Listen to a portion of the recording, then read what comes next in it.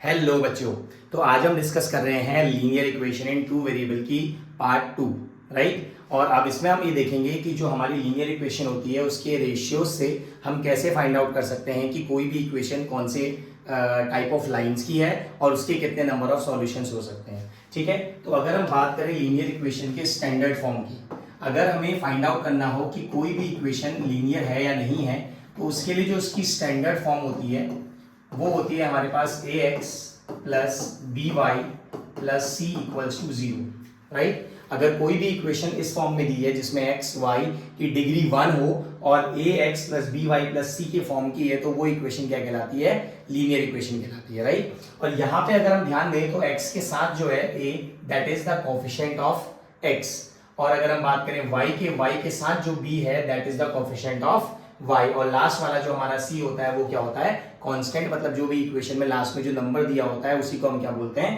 Constant treat करते हैं। अब यहाँ पे अगर हम बात करें रेशियोज की, तो उससे पहले हमें देखने पड़ेंगे रेशियोज के लिए हमें दो लाइंस की इक्वेशंस को जानना पड़ेगा। तो उसके लिए हम एक एग्जांपल ले लेते हैं। अगर हमारी एक इक्वेशन है a1x b1y और c1 इक्वल्स टू 0, ये हमारी फर्स्ट इक्वेशन है। और जो सेकंड इक्वेशन है वो है आपका a2x plus b2y plus c2 equals to 0। ये दोनों इक्वेशंस में हम ध्यान से देखेंगे तो ax plus by plus c के फॉर्म की हैं, लेकिन दो इक्वेशंस होने की वजह से हमने इसमें a1 b1 c1 और a2 b2 c2 कोफिशिएंट्स को यूज किया है, राइट। जहाँ पे c1 और c2 क्या है? ये हमारे कांस्टेंट है, और a1 a2 b1 b2 हमारे क्या है? कोफिशिएंट्स हैं x और y के। अब हम इसके बारे में अगर चेक करें कि इसके रेशियोज कैसे फाइंड आउट करते हैं, तो उसके लिए हमने पार्ट 1 में 3 टाइप ऑफ लाइंस पढ़ी थी, जिसमें सबसे पहली जो लाइन थी वो थी हमारा इंटरसेक्टिंग लाइंस, राइट। सबसे पहली लाइन जो हमने देखी थी वो थी इंटरसेक्टिंग लाइंस, राइट। अगर हमें फाइंड आउट करना है रेशियोज की हेल्प से कि अगर वो इक्वेशन जो है वो इंटरसेक्टिंग लाइंस की है या किसी और की, तो हम लोग इसकी जो इक्वेशन होती है वो होती है आपका a1 upon a2 is not equals to b1 upon b2। इसका मतलब क्या है? एक एग्जाम्पल से समझेंगे। अगर हमें एक एग्जाम्पल दिया है 2x plus 3y plus 6 equals to 0, और एक अनदर इक्वेशन दी हुई है हमें जहाँ पे हमें है 5x plus 6y minus 5 equals to 0।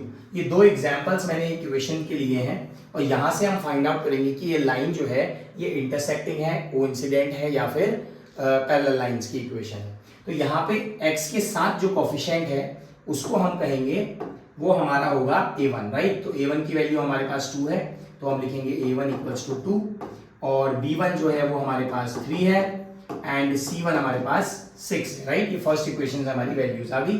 Then हम बात करेंगे सेकंड इक्वेशन की, तो a2 जो है वो है हमारे पास 5, एंड b2 जो है वो है 6, and c2 is minus 5, right. यहाँ से सारी हमारे पास वैल्यूज आ गई हैं a1 a2 b1 b2 c1 c2।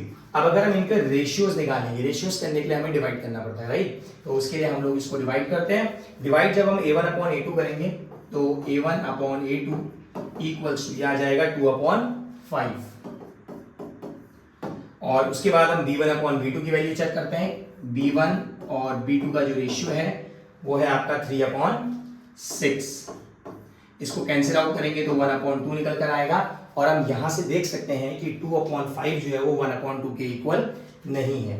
तो we will say a1 upon a2 is not equals to b1 upon b2। ये दोनों आपस में रेशियोज जो इक्वल नहीं है, इसलिए ये जो कंडीशन है वो इसकी हो गई इंटरसेक्टिंग लाइंस। तो with the help of ratios हम ये फाइंड आउट कर सकते हैं कि कोई भी लाइन जो किस टाइप की लाइन होगी, और दूसरा उसके नंबर ऑफ सॉल्यूशंस कितने होंगे। तो कल हमने डिस्कस किया था इंटरसेक्टिंग लाइंस का। इंटरसेक्टिंग लाइंस सिर्फ आपस में एक दूसरे को सिंगल एक टाइम कट करती है, राइट। और कोई भी लाइन जितनी बार अपने दो लाइंस को कट करेंगी, आपस में जितनी बार इंटरसेक्ट होंगी वो उतने उसके सॉल्यूशंस होते हैं। तो दैट मीन्स इसके जो सॉल्यूशंस होंगे वो क्या होंगे? 1 सॉल्यूशन होंगे, राइट।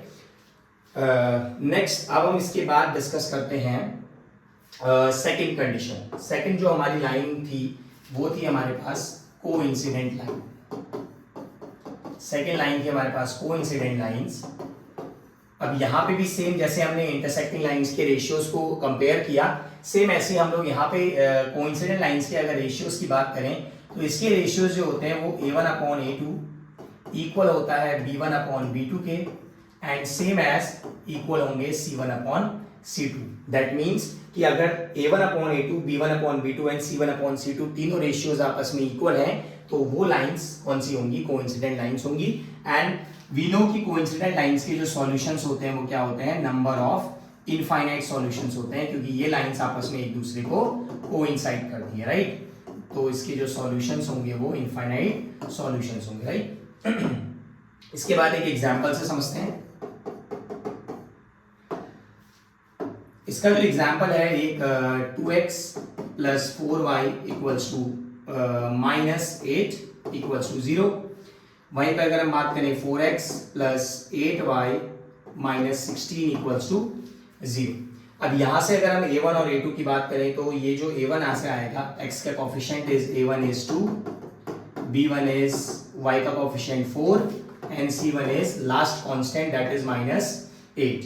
वहीं पे अगर A2 की बात करेंगे तो सेकंड x का कोफिशिएंट दैट इज 4, B2 की बात करेंगे सेकंड y का कोफिशिएंट 8 एंड C2 की बात करेंगे तो दैट विल बी -16।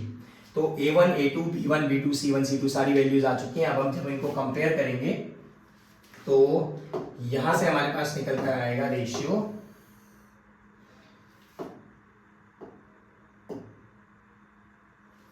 ठीक है। अब हम निकालेंगे A1/A2, तो ये आएगा कितना 2/4। तो 2/4 को कैंसिल आउट करेंगे तो ये आ जाएगा 1/2। देन B1/B2 को अगर हम चेक करते हैं तो 4/8, तो 4 1 and 4 times 2 is 8 and C1/C2 को अगर हम चेक करेंगे तो ये आ जाएगा -8/-16, -8/-16, माइनस से minus cancel, 8 1 8 and 8 2 16।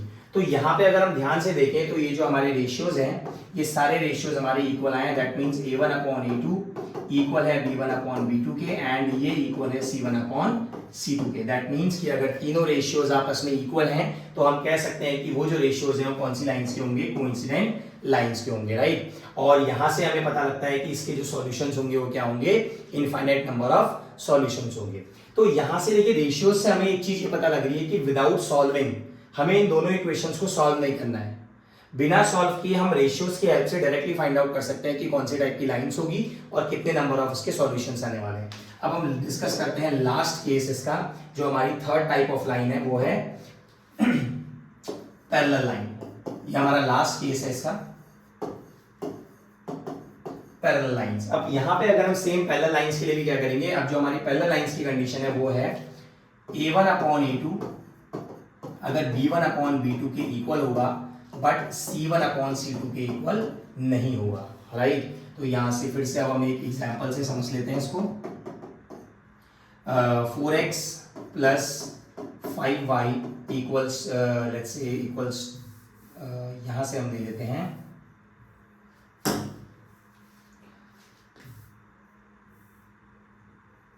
4y -10 = 0 and second condition हम ले लेते हैं आपका 8x + 10y एंड +5 = 0, राइट। ये दो इक्वेशंस का मैंने एग्जांपल लिया एंड अब हम यहाँ से अगर वैल्यूज फाइंड आउट करें A1 A2 की रेशियोज की तो हम बोलेंगे A1 जो है that is 4, B1 is 5 and C1 is -10, right.